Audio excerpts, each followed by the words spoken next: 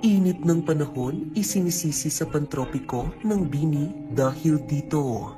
Ikinuwindang ng maraming netizens ang conspiracy theory na ibinahagi ng kinilalang si Jason Laniba tungkol sa trending song ng all-female group na Bini na Pantropiko. Isinisisi kasi sa awiting ito ang matinding init na nararanasan ngayon na talaga namang nagpapaperwisyo para sa maraming tao sa ating bansa.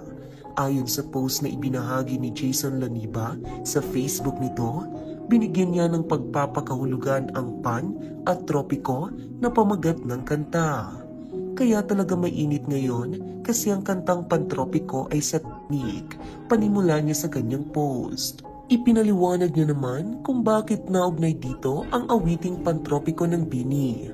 According to Greek mythology, Pan is the god of the wild and takes the form of a goat. A